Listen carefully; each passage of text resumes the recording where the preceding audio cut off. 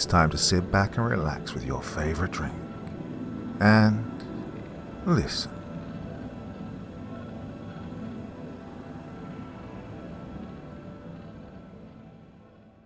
Driftwood by Manen Lyset. Art was never my passion. I came into it not because I wanted to express myself, but because I like to tinker. It started off as a hobby, and it became a side job to make a few extra bucks at craft shows. What I do doesn't cost much to make. I mostly use what nature gives me. No, I'm not talking about nude photography. I deal with a different kind of junk. I make sculptures out of driftwood. Or, I guess I should say, up until a few weeks ago, I made sculptures out of driftwood. Sometimes hobbies come to a natural conclusion when life gets in the way. Other times, you find yourself standing on the beach, almost pissing yourself with fear, and you realize, you know what, maybe you're just not cut out for this. Well, in my case, it was the latter. The night it happened, I was scouting out a new beach impossible to reach by car, which I figured explained why no one else was there. Granted, most people don't go to the beach in mid-November to begin with. Road or no road, I got my four-wheeler and trailer through the brush and onto the sand. It was peaceful and quiet, with small waves gently lapping at the shore and the sun slowly descending towards the horizon. As far as driftwood goes, I'd hit the jackpot. I'd only made it a third of the way down the beach and had already filled my trailer. The only problem was, in my enthusiasm to pile on as much wood as I could, I'd worn myself out. It was time for a break and a meal. I jumped on my four-wheeler and drove farther down the beach in search of a nice spot to watch the sunset, parking near the biggest piece of driftwood I'd ever laid eyes on. It looked like an overturned tree, roots splitting into two sections, both reaching to the sky. Now, touch your wrists together, tilt your hands back, and that should give you an idea of what it looked like. The bark was clean and smooth, like it had been sandblasted to perfection. I sat on one of the larger branches, using the structure as my picnic table and throne. The thing never budged, buckled or cracked under my weight, solid as a goddamn brick. I knew I had to take it home with me, even if it meant dumping everything in my trailer to make room for it. It'd be worth it. I'd either build my largest, most spectacular sculpture yet, or I'd have enough wood to make hundreds of smaller ones. Either option was a win in my book. As I ate, I watched the ocean bathing in twilight, and smiled to myself, thinking these were the kinds of sights that people paid to see. And here I was, experiencing them for free. The sun thinned and spread into a shimmering line across the horizon, blocked only by a single island a few thousand yards from shore. I finished my last bite and got back to work. I wasn't sure I'd be strong enough to drag the roots to my trailer alone, but I was going to try. I put on my work gloves, grabbed two thick branches, steadied myself, and yanked with all my might. Nothing. No movement whatsoever. I circled back to my trailer. The roots needed to be dug out, that's all. I reached through the branches I collected for the shovel at the bottom of my trailer, and then cursed as I sliced my arm open on a sharp stick. The cut wasn't bad enough to call it quits, but I wished I'd had gauze to keep sand from getting in. I pried my shovel free and stomped back to the tree roots, taking out my frustrations on the sand by violently scooping out shovelfuls like a dog digging up a bone. I expected to find the two halves of the roots converging into a trunk, but as I continued to dig, the space between them never diminished. A loud crack reverberated over the water, drawing my attention to the island in the near distance. The sound was followed by a few louder snaps as a silhouette of a tree came crashing down on the shore and rolled into the depths, forming a large ripple that spread and merged with the ocean waves. Without a doubt, that island had provided much, if not all, the driftwood that I had collected. In a few weeks, months, hell, maybe years, that tree was probably going to wash up nearby and become the base of someone else's sculpture. My biggest mistake that night was not giving any thought to what had made the tree fall. Now, there are very few things that can take down a tree of that size, and as I dug my shovel in the sand again and felt the ground start to rumble beneath my feet, I realized an earthquake was one of those things. If it had hit the island first, then it had originated from the ocean. What's the one place you don't want to be in this kind of situation? The shore. You don't want to be on the shore because often ocean quakes are followed by tsunamis. I dropped my shovel and sprinted to my four-wheeler, but the quake intensified and I lost my footing, tripping on a small piece of driftwood. The sting of sand in my open wound made me scream into the night. I'm sure the water carried the sound far away to some poor schmuck out fishing who would never know where the wail of a banshee had come from. As I tried getting back up, I felt something brushing against my legs. In panic, I jerked and looked behind me, letting out a little laugh as I realized it was only driftwood that had rolled off my trailer in the shifting sand. More pieces fell and toppled on and around me, but there was no time to pick them up. I had to get to higher ground. I pushed myself to my feet and brushed grains of sand off my arm, but I could still feel granules in my cut. Then, as though I'd gotten sucked into a shitty slapstick comedy show, I tripped a second time and hit the side of the trailer, sending an avalanche of driftwood to pelt me. The mass was so heavy I could barely breathe. I felt like I was in the clutches of a boa constrictor. I swiped chunks of wood away with my arms and kicked my heels in the sand. And that's when things took a turn for the abnormal. The driftwood cracked and crunched, and I swear on my father's grave, it began moving on its own. The pieces weren't just tumbling from the motion of the perpetual earthquake. They were coiling around my legs to keep me in place. I did what any sensible person would do in my shoes. I lost my shit. I flailed, I screamed, and I might have cried a little, but nothing helped. The driftwood was climbing my legs and holding me down. God knows why. My feet were going numb. My cut was aching in pain, and I started feeling inexplicably weak, to the point I couldn't lift my head anymore. To make matters worse, the earthquake was getting stronger. It ebbed and flowed, as though the beach itself was breathing. From my angle, I saw my throne of driftwood being pushed skyward by something under the blanket of sand. Was this the epicenter? It couldn't be. If it was, then what happened to the tree on the island? As grains of sand cascaded off the growing mound, I started to see what was trying to tear itself from the ground. It was long, thick, and made of one of those millions of off-white paint colors you find at the hardware store. Maybe ivory, maybe eggshell. I'm not a paint expert, I couldn't tell you. There were deep cuts and grooves along the surface, some big enough to stick a whole person through. It took me a moment to realize what I was looking at, probably because I'd never seen one so big before, but there was no mistaking that elongated snout and stretched, inverted, heart-shaped hole where its nose should have been.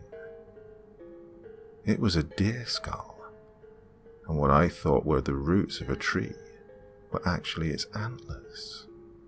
Its jaw screeched in protest like rusted hinges as it slowly pried open its mouth and let out a roar. The driftwood pinning me suddenly snapped back and slithered away like snakes in the grass. I still couldn't move. I could only watch in terror as the beast tore itself from the ground like a weed plucked from a garden. It was immense, about as long as a school bus and as tall as the highest branches of an oak tree. In the hollows of its sockets were sizzling, bright red embers that tumbled side to side as its head moved. A long, sticky tongue, oozing with black drool, could be seen between its chipped teeth. Whenever the deer opened its mouth, the tongue would roll out and hang limply over the side of its jaw. There was no flesh on its skull, but frayed patches of leather and tufts of fur clung to the rest of its skeleton. They hung from its ribs, back and neck, blowing like flags in the wind. Through the bones and shrouds of skin, I could see its still beating heart dangling in its chest, though I couldn't tell you what, if anything, it was pumping. Its muscles were gone, half its organs were missing, and its veins had collapsed and hung flat like tapeworms. It was a living, breathing nightmare, and it was staring down at me with its literal burning eyes. I don't have any money on me. Oh, what a stupid thing to say. The deer took a few steps towards me. I expected its foot force to shake the ground in the same way it had when it emerged, but its feet hit the sand with the delicate weight of a feather. Its amber eyes cast their glow on me, making me feel like a deer in the headlights. Just beyond the brightness of its gaze, I could hear and see driftwood crinkling in the bushes. The branches surrounded us and seemed to watch eagerly, like spectators at the Colosseum. Even if I'd been able to move and given a sword to fight, I wouldn't have stood a chance in a match against the gigantic undead beast. Best case scenario, I'd die quickly, impaled by its antlers. Worst case scenario, it'd use its disgusting, rotting tongue to scrape my flesh away bit by bit, like licking a salt cube. It bowed its head towards me, and I braced myself for what was sure to be a horrific death. I closed my eyes, took a final breath, and waited. I could feel the deer's hot, wet breath in my hair. I waited. He sure was taking his sweet-ass time, I thought. I waited. It was still just breathing on me. I waited. I couldn't hold my breath any longer. I gasped for air and opened my eyes, only to find its face inches from my own. Our eyes met. It huffed. The embers in its eyes grew and cast away the world around me. I was standing in the forest. There was something odd about my body. I could tell everything was there, but it didn't feel like it was in the right order, like someone had forced mismatched puzzle pieces together. I was parched. There was a pond up ahead, but something felt off about it. The trees around it looked dead. Their leaves had shriveled and turned brown, and their bark had broken off and lay scattered across the forest floor. My left ear twitched at the sound of a branch snapping under the weight of a squirrel. They came crashing to the ground. The squirrel survived the fall. It skittered to the water's edge, leaning in for a drink. I tried to scare it off, but it ignored my grunts. something black and viscous slithered out of the water and wrapped itself around the squirrel. The rodent bucked and kicked for a few seconds, and then went limp. I took a few steps back and watched as it decomposed before my very eyes, leaving nothing but a skeleton behind. The bones twitched and retreated into the forest. The dark tendril snapped towards me, and I quickly ran in the opposite direction. I could hear it slinking along the forest floor, trying to follow me, but I was fast and limber. I escaped across the sand bridge to the mainland. Oh, I was safe. For now. Time passed. I'm not sure how much time.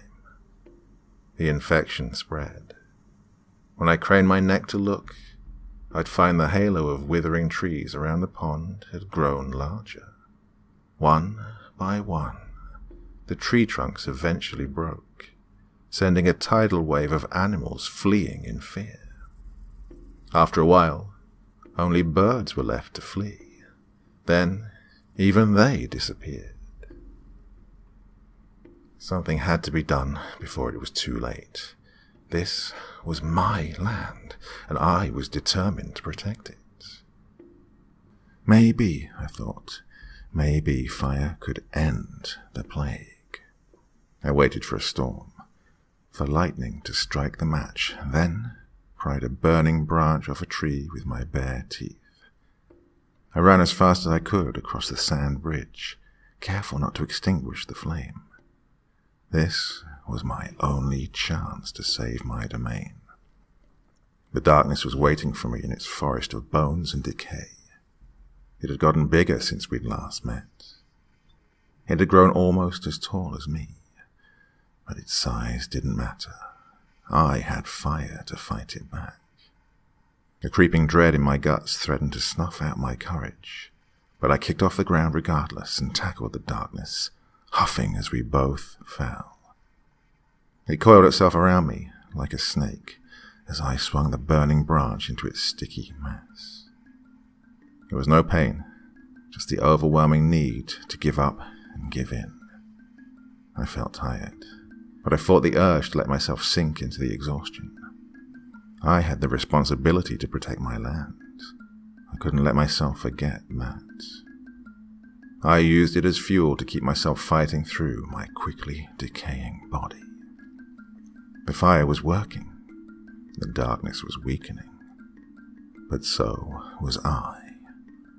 We tussled some more. The flame spread quickly from one dead tree to the next. The darkness shriveled, twisted in agony, and disappeared into its pond. I thought I had won. I should have stayed behind to make sure my work was done, but instead, I retreated back to the mainland. I didn't want to die surrounded by flames and bones. I wanted to die near my forest. I had faith the raging fire would take care of whatever was left of the darkness. Limping, I trotted down the sand bridge back to the mainland. I could feel wind blowing through the gaps in my body and fire gnawing at my flesh. I collapsed on the beach, feeling what was left of my life draining away.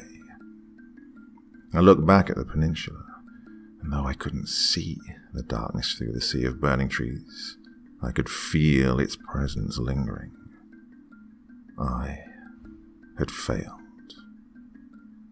With what was left of my strength, I pushed myself back to my feet and roared. If I couldn't kill it, I would at least stop it from spreading further. I reared back and stomped my hooves into the bridge. The sandy path collapsed into the ocean, turning the peninsula into a burning island. I surrendered myself to my fate, but death didn't come for me. I couldn't die. I'd become something else. More than just a guardian, I was now part of the darkness I'd fought. More me than it, but still it. connected like a peninsula to its mainland. When the fire died and the dust settled, a new forest grew on the island for the other me to feed off of. I knew I couldn't stop the darkness, but I could, and would, keep living my cursed half-life, protecting my lands from its tendrils. I can feel it in the driftwood. I can feel it in the bones of the unfortunate birds who land on the island. I can feel it in every one of its extinctions. I will burn them all. I will not let it get beyond this shore. It is my duty to protect this land. I blinked. Embers sizzled in front of my eyes. The images faded like distant memories as the deer pulled away. I could move again. I was already standing on 2 feet, and my legs were shaking. Jeez, what the hell was that? I whispered. I didn't expect an answer, nor did I get one. The deer quietly turned its head and looked at the island. I followed its fiery gaze. If I squinted just right, I think I could see something moving through the trees. A kind of darkness, silhouetted against the starry night sky. Oh, it's weird. I'm not even sure if I was seeing it or feeling it. I just knew it was there. The deer knelt in front of me. I was still put off by its appearance, but I felt safe. Well, safe enough not to flinch. "What do you need?" I asked. It huffed and jerked its head aside, showing me the burning eye rolling in its socket. Fire killed, fire cleansed, and fire purified. It wanted me to help it burn the driftwood, I realized. The branches were still hiding outside the light. Never too far nor too close. They were afraid of the deer, but not afraid enough to run. No, they wanted something. "I'm bait, aren't I?" I asked. The deer stood upright. I took that as a yes. I meandered to the water's edge and left the protective circle of light. The living driftwood slithered towards me immediately, crinkling and crackling as it moved across the land. They came in a horde, piling on top of one another to be the first to reach me. I had my doubts the deer would rescue me. This seemed to be what it wanted me to do, but I had no reason to believe I was supposed to make it out of here alive. I just had to trust I would. The driftwood closed in on me, but before they were able to strike, I heard a growling hiss of fire. The branches shrieked as flames tore through in an instant, leaving the demonic deer standing in the cinders, watching me. I turned around. Cool, well, I'm gonna go home. Its long, bony snout nudged my shoulder. What more was I supposed to do? I played my part, right? The skeletal creature jerked its head towards the island. "Hell, no," I murmured. Somehow, I knew what it wanted without even being asked. It was a tall order, an order I didn't want to fill.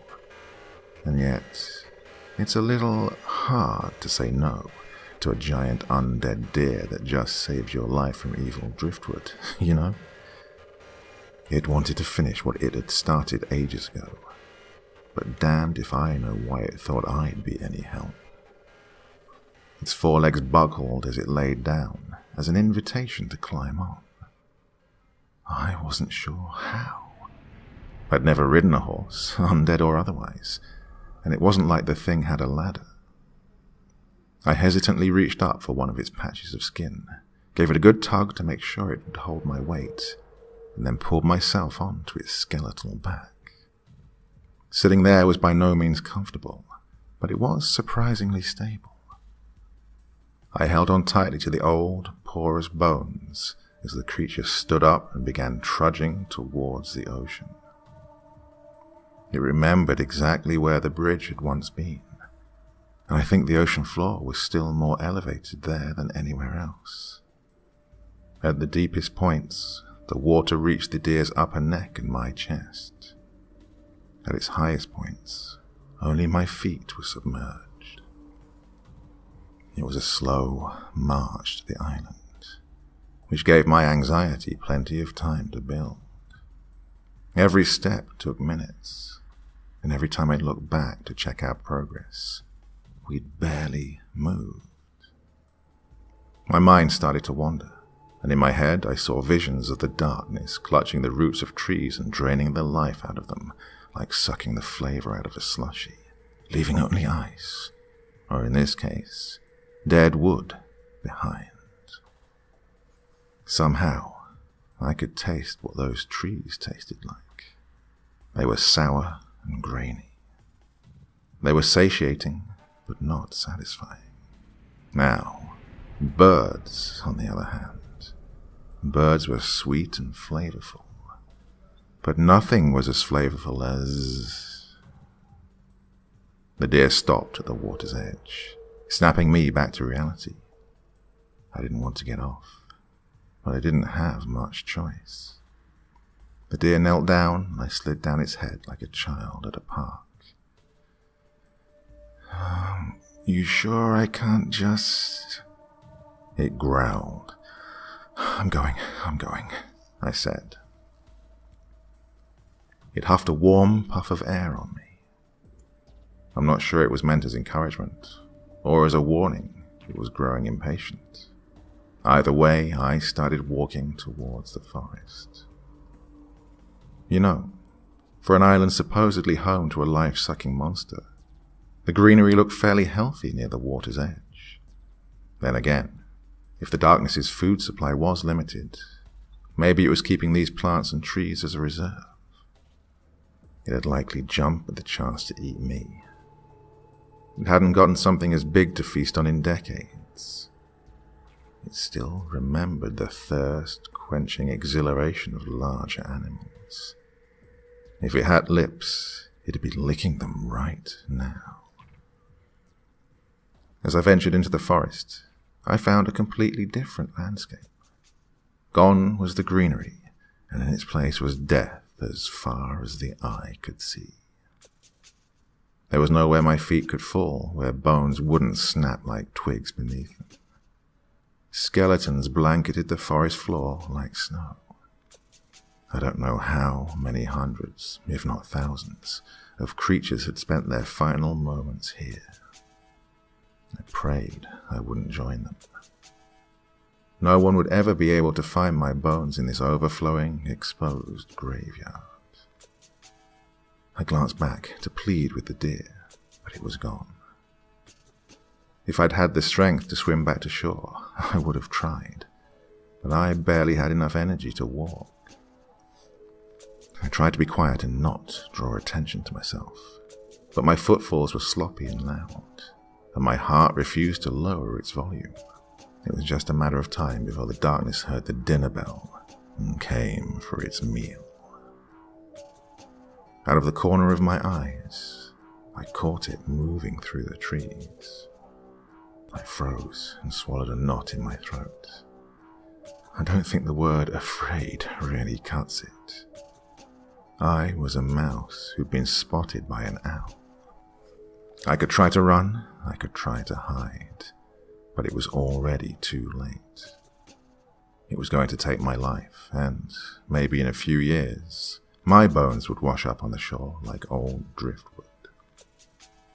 It was like oil, thick, dark, with rainbow highlights reflecting off its surface, as though it was simultaneously made of nothing and everything. As it trickled closer, I felt myself surrendering. I had nothing to defend myself against its single-minded determination. I could only stand there and resign myself to my fate.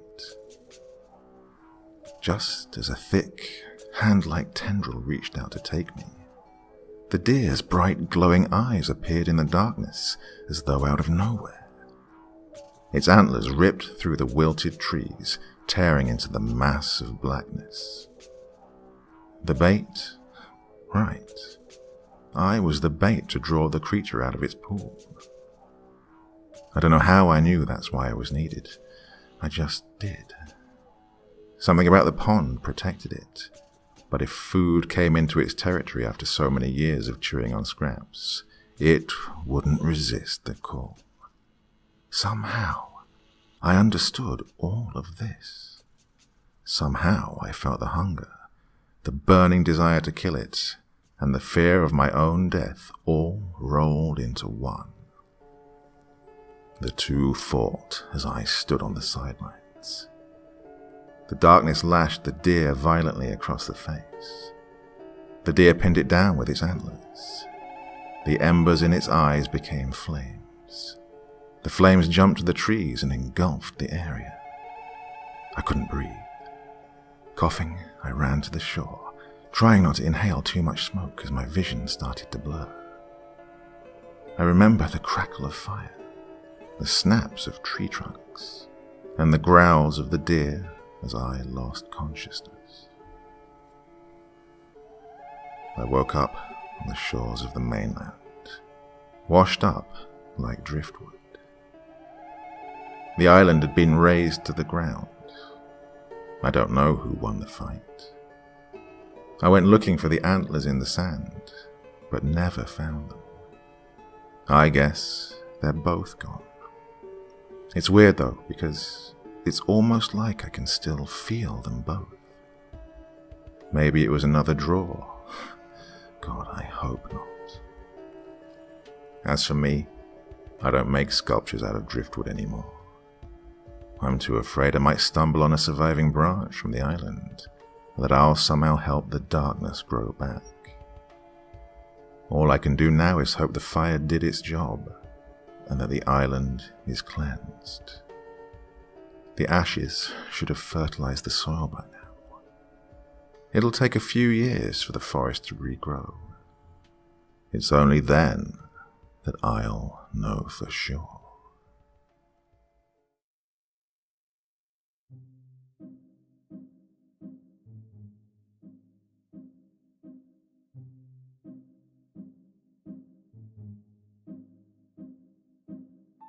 Yeah, so the super keen listeners among you who've, for some reason, listened to everything I've ever done, might recognize that one from way back in the day. Back in 2017 when I first recorded that. And as things happen, well, sometimes they happen. Basically back in those days I was using Creative Commons licensed video clips as a backdrop. And sometimes they weren't quite as Creative Commons as they liked to make out. And, sometimes it would just take ages for the people to realise, or they would just say, hey, what did you use that for? Well, because I can. And that was the case with this one, so I've had to get rid of the old video and re-release it in its newer form. So, hope you hadn't heard that one before, and that you enjoyed this story. A brilliant one, even though it's an older one. I'm glad to have, revamped it, put some new music behind it, and all that kind of thing. Well, that's enough for tonight, but I'll be back again with a podcast tomorrow. Podcast over on my second channel. Something extra special for Friday evening. To then, my dear friends, very, very sweet dreams, and bye-bye.